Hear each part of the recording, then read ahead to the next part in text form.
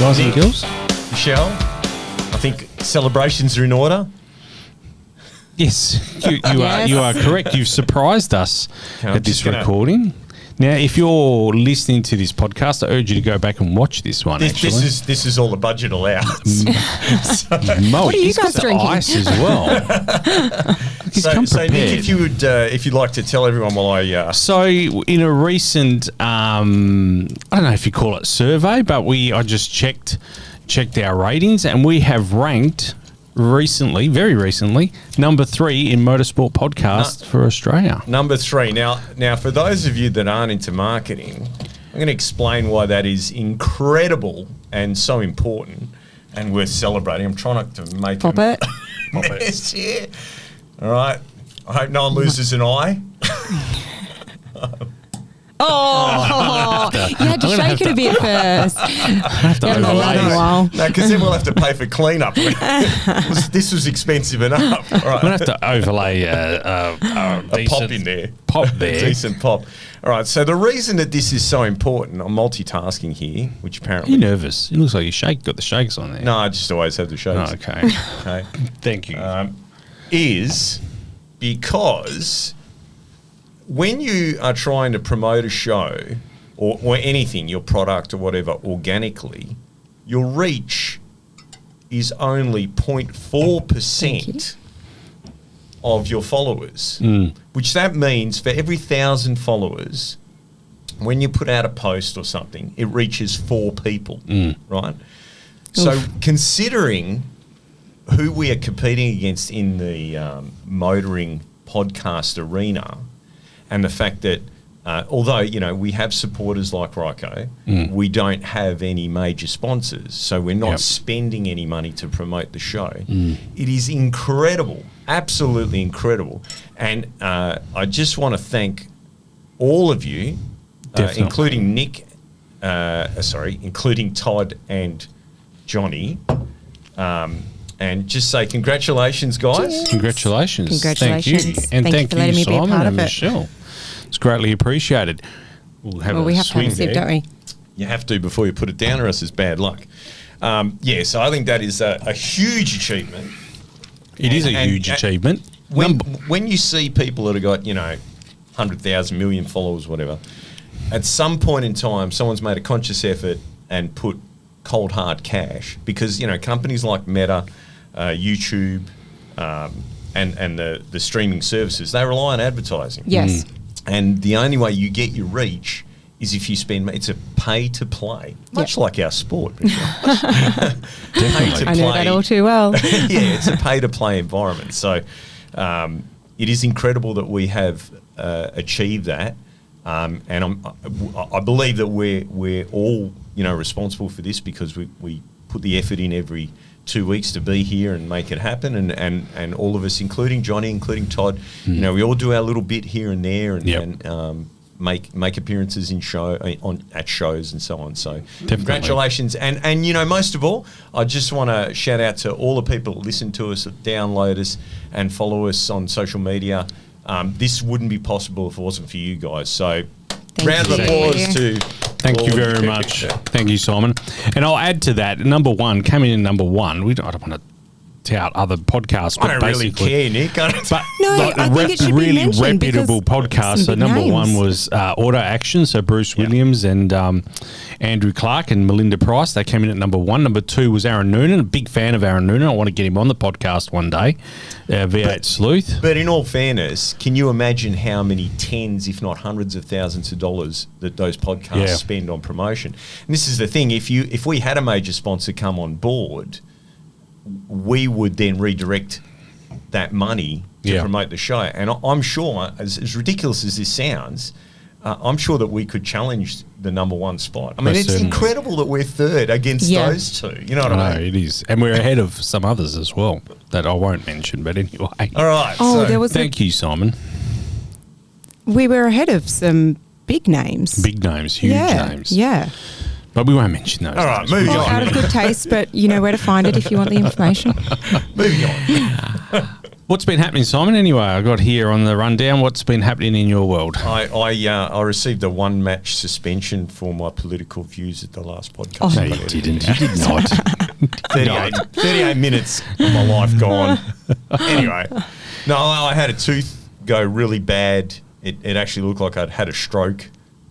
My whole face was, and I couldn't make it, and I endured the pain. And then on the Friday after, I said to my lovely wife Nicole, I need to get this pulled out because we had Nicholas's birthday party on the Sunday. That's right, yeah.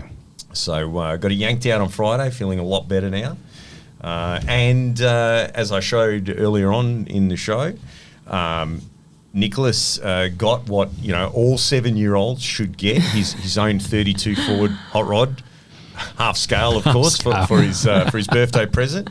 So he and I have been hard at it, making pedal assemblies and firewalls and engine mounts and brakes. So he's learning, about hydraulic systems and.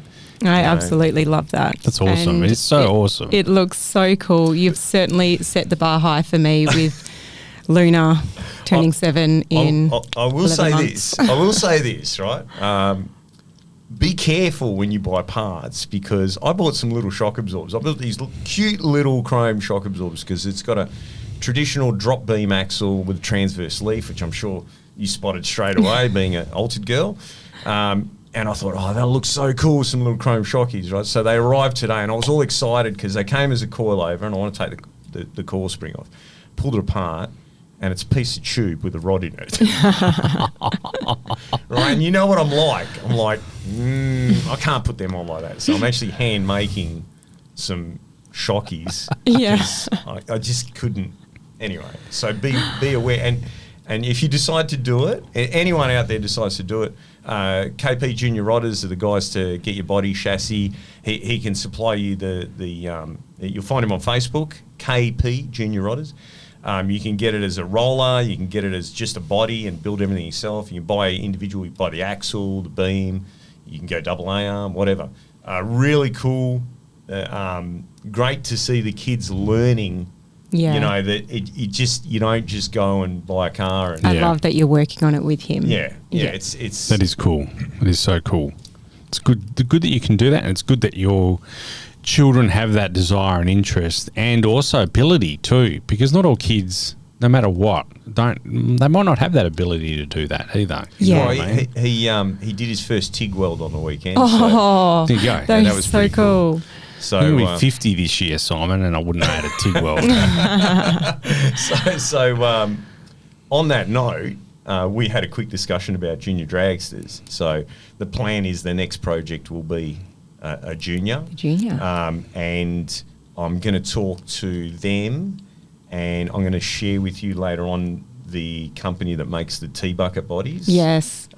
Because, it would be cool to see some alters, some roadsters, just to mix it up. I know a lot of people, the juniors isn't their thing. And until I had kids, I didn't get it. Yeah. But now I kind of get it because it's their thing. It doesn't have to be your thing. Yeah. That's exactly right. Yeah. It's their thing. Yeah. And I love with you making it with him, I feel like sometimes it's hard to get the message across to our kids these days about the cost of things. And, their Christmas wish lists have become quite high, and Luna is continuously asking me when she can get a phone, and I'm like, not even close. I was spinning out over the motorbikes because that's an expensive with my girls on the bikes. Yeah, look, it's that is really we absolutely love them with their electric bikes. They've got the Stasic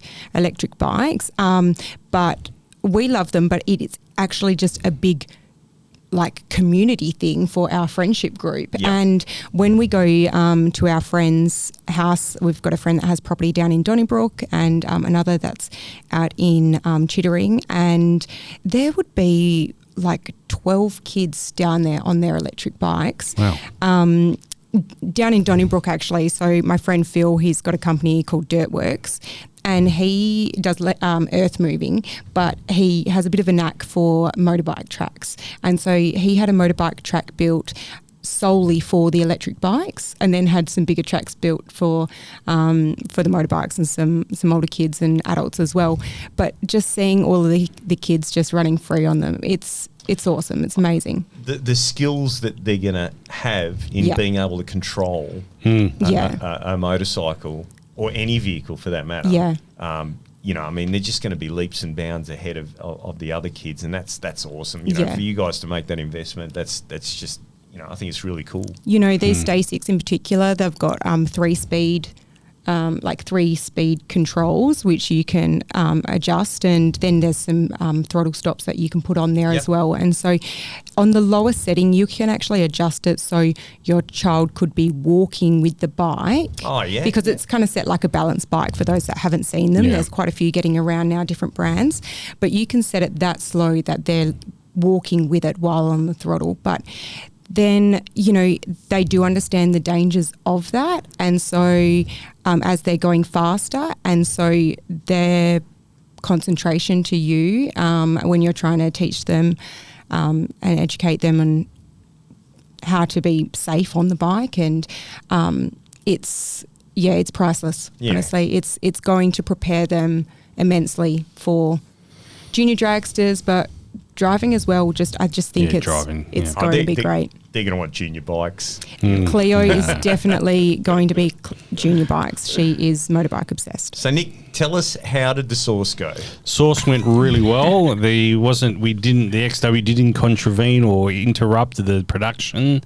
I'm happy to report. So, you know, so many people come up and ask me, like, what are we going to do? Have you moved it? Do you need it moved? What can we help? What can we do? Some shed space offered? Yes, so I did actually. Did you use the bonnet as a? Get the tablecloth there. The only downfall was the engine and the guards and the bumpers all had to stay outside for the weekend, but that's all right. No, it wasn't a problem. But we got it done. 300 bottles. Wow, that's 20 crates. So it was a decent effort actually. So all done. Anyway, I've got another year now, so I shouldn't use that year. I really need to get motivated now and get that car finished. So. Yes, so that's all done. Let me give you a top up there, Nick. No, you go. And how did you go in the end getting your tomatoes with the tomato shortage? Yes, so we found a grower. Lee was her name. She's in Carabooda, and she was awesome to deal with, on time, and got all the tomatoes we needed from her. Oh, good. So she was awesome. That'll get him drunk. It would actually. You know, I don't drink. As people that know me know that I don't drink a hell of a lot, so that will get me. Already, I'm a little bit like, ooh, yeah. It's going to be a good show tonight. All right, let's talk Super Bowl. I didn't catch the Super Bowl. I know that the Sea Eagles, Philadelphia Eagles. I don't think they're the Sea Eagles, but whatever. The Philadelphia Eagles won.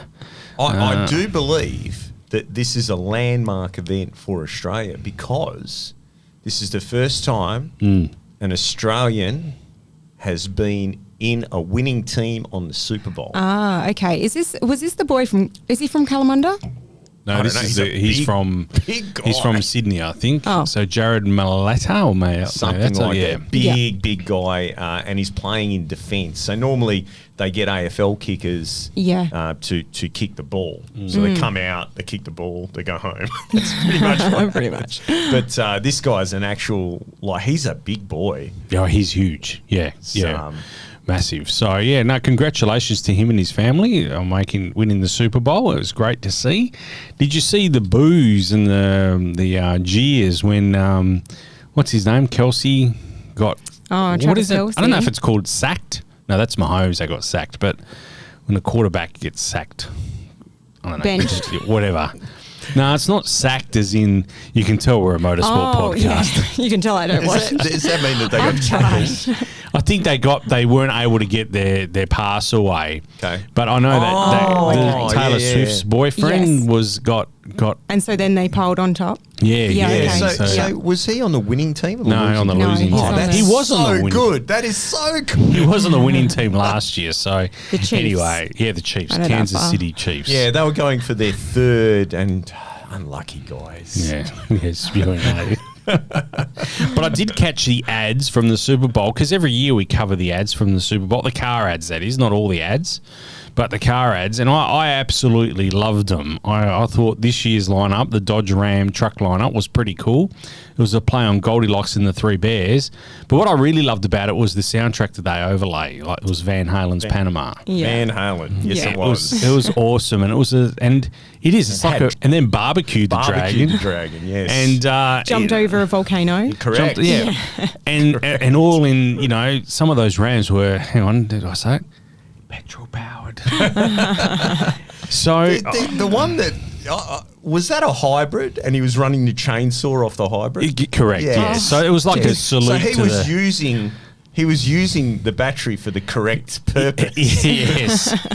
So it was a salute to the EV side as well. So it wasn't completely all fuel based, but it was an interesting commercial. The soundtrack is what I found interesting, and it was you made the point in a group chat last night. We've seen this change really suddenly, haven't we? Like, yes, girls are allowed to be girls again. Yeah. Did you notice that? They're allowed to be pretty. I think it's remarkable.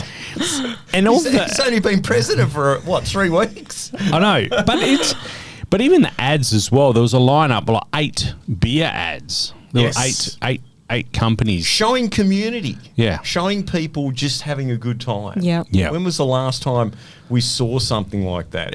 Like, it's doom and gloom all the time. We're allowed to be happy. We're allowed to be happy. Yeah. Now, what I want to know, the car. I think it was for car floor mats or something. Yeah, so WeatherTech is always perceived as a weather station, but that's actually not. Their car mats and boot mat accessories. Oh, okay, so this makes sense now because, I know we spoke about it in our group chat. No, but I was... No, not you, the lady in the she doesn't care she drops her tea and her biscuits. But that's right. Now, do you think that the choice of a 1963... Presidential Edition Continental.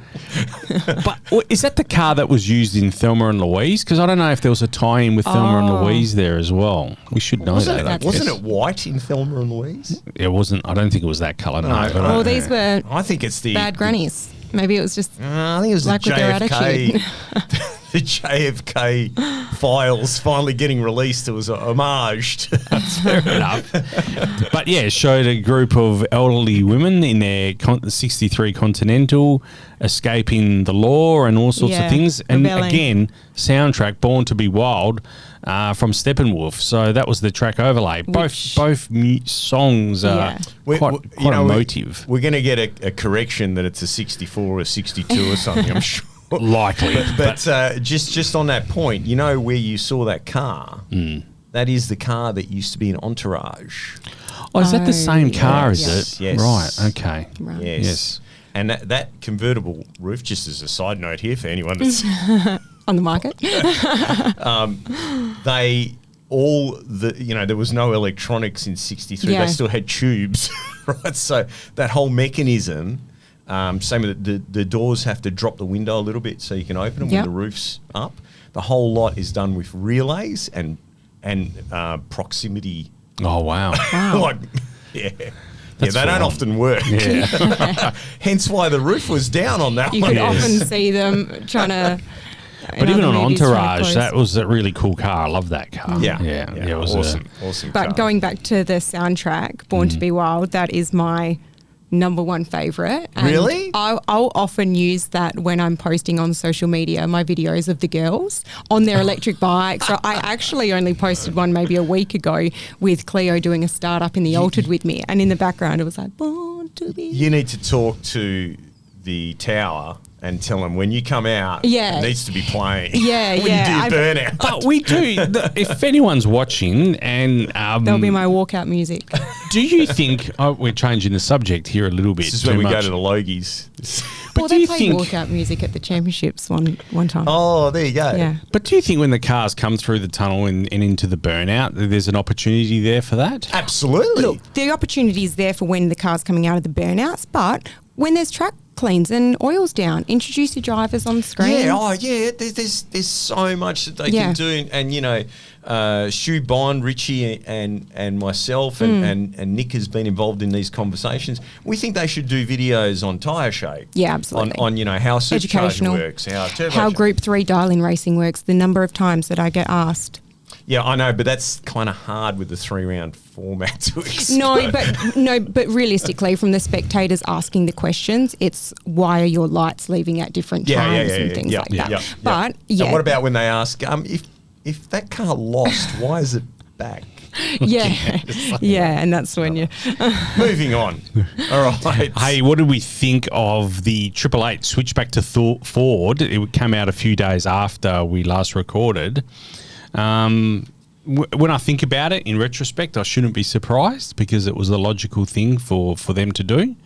But Nick, I mean, is it going to become like Pro Stock? Yeah, where it's the Camaro Cup. Yeah, this will be the Mustang Cup. Yeah, look, that's a good question, and it leaves a lot of questions for me. Like, who will become the GM homologation team? I asked. I'd say Erebus, but that's not confirmed yet. And KRE will now be doing Ford and GM. They'll be the homologation motor team for both Ford and GM.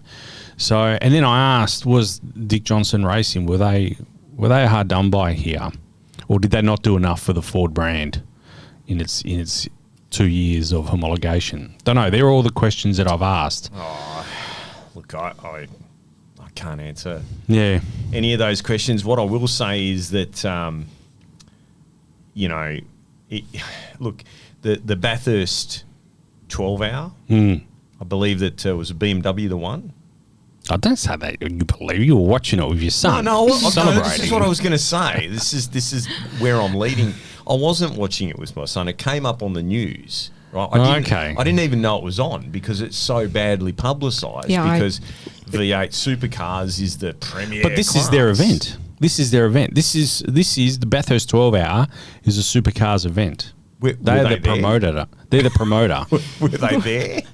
They were there. They're running it. Nonetheless, when it came across the news, and we've been talking about this for several years, that the reason that the V8s are losing popularity is because they're not relatable anymore. Yes, right? So when we were children, before you were born, when we were children, our parents drove, in our case, Falcons. Yeah. So we would cheer for the car that our parents drove. Yeah. Now, there's not many parents that drive Camaros and Mustangs. And if they do, I'll guarantee you the kids aren't getting in the back of them.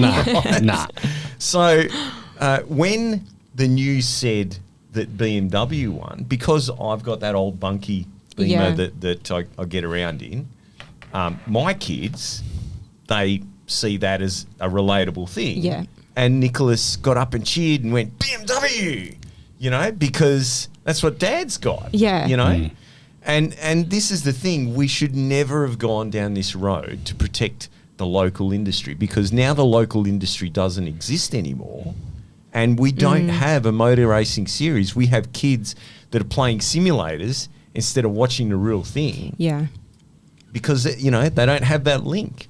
So I think that and I've said this before, and I'm going to keep on banging this drum, they need to get rid of the V8 supercars and follow that, production car type racing, build that up so that it's going to take a few years, but eventually, as, kids, my kids' age, 7, 5, 6, your kids' age, if we gave them 5 years of exposure to this, right, we're going to see a change where they're going to be going, we're going to go to barbecue, or whatever it's called now. What's it called? Carco. We're going to go to Carco and watch the Nissan X-Trail? Whatever it is. GT3. Yeah. It's definitely right. Like my girls, they will spot a car when we're driving that who's someone else. Look, that's like Daddy's car. That's like Nanny's car. That car's the same as yours. Their recollection to just, and the reason why they feel like they need to mention it every time, but they know just relate to that. They relate to it, exactly. Yeah. It was interesting. The one thing I was a bit disappointed with the Bathurst 12 hours, mainly a GT3 race.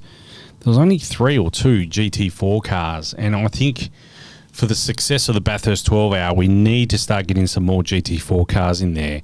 The speed difference between the two. No, I think if you're gonna, you need to have relatable cars in there.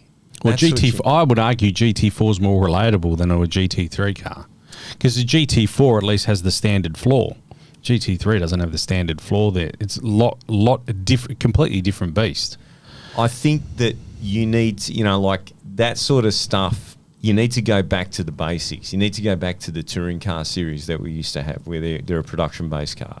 Simple as that. Yeah. Right? And the concerns, the people that I've spoken to recently, younger guys too, that are coming up through the motor racing ranks. I met I called it TCR, and he was a little bit offended by that, but whatever they call that, TA2, yeah. TA2. That is offensive if you call that TCR. I don't know, but it used to be called the TCR series, yeah? Yeah, well, it was in the TCR series, anyway, but yeah. I spoke to a TA2 driver the other day, young guy coming up through the ranks, and I also spoke to a go-kart coach, right?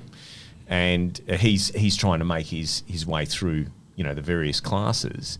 And they both agreed that, kids don't get it because it's not mum and dad's car, And that's what we need. We need mum and dad's car. We need mum and dad's car. It's as simple as that. I think I need to get a cooler car.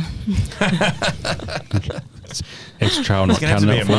It's going to have to be a Mustang if you want to be watching your motor race. Oh, yeah. Maybe I could just get a... You can drive too good to own a Mustang anyway. well, I know you two afford. Hey, while we're talking all things entertainment, Netflix are emerging as a potential new home for Formula One in the US.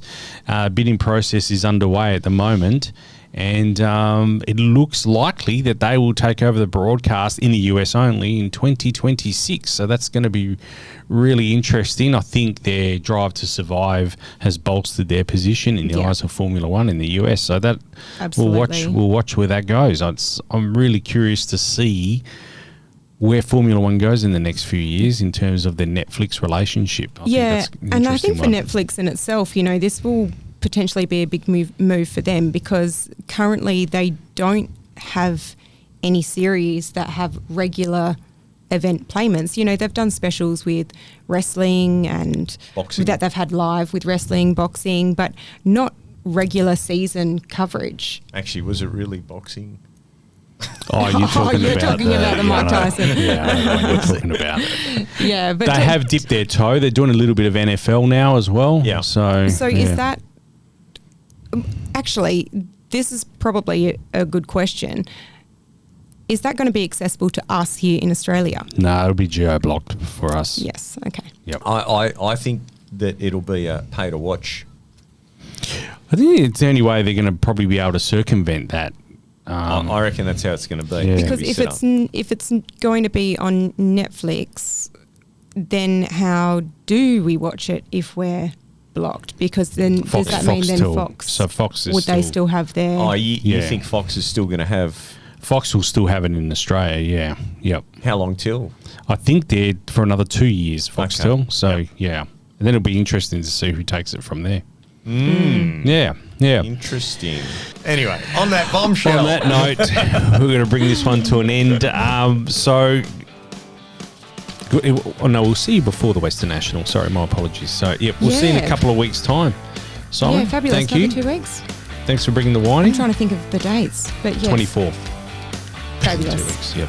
Straight into the diary. All right. Thanks for sure. Thanks, Simon. Fabulous. Thanks for coming along. We'll see you in a couple of weeks. Thank you. See ya.